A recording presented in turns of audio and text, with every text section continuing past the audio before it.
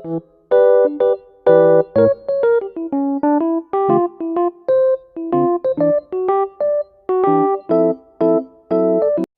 semua, perkenalkan saya Agnesia Sinaga dengan nomor pokok mahasiswa saya 2214101199 dari Universitas Metodis Indonesia.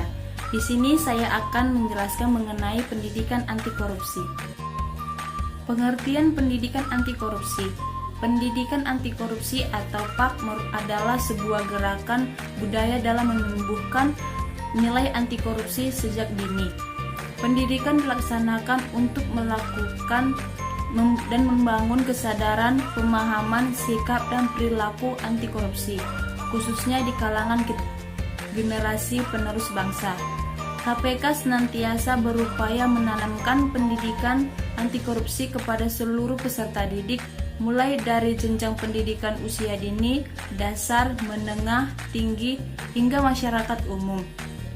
Hari-hari ini kita menyaksikan berita tentang tindak pidana korupsi dan perilaku koruptif di mana-mana. Terjadi di hampir semua daerah di tanah air, di semua level dan di semua segi kehidupan dengan beragam jenis, modus, dan kompleksitas. Perilaku koruptif telah merasuki semua elemen bangsa. Padahal kita semua tahu bahwa korupsi adalah perilaku yang tidak bermoral. Muara dari persoalan korupsi adalah hilangnya nilai-nilai anti korupsi seperti jujur, peduli, mandiri, disiplin, tanggung jawab, kerja keras, sederhana, dan adil serta berani dalam diri individu.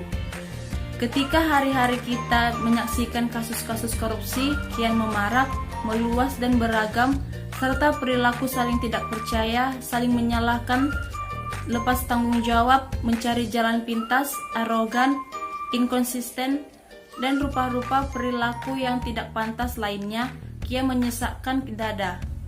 Kita sadar budaya anti korupsi kita menghilang. Di satu sisi, bangsa kita memiliki kelemahan perilaku yang diwariskan sebagai hasil penjajahan.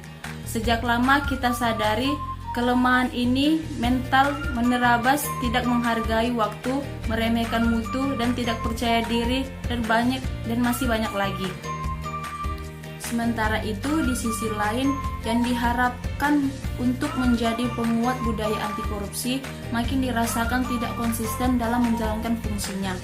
Proses pendidikan seperti mementingkan penguasaan pengetahuan semata ketimbang membiasakan perilaku baik.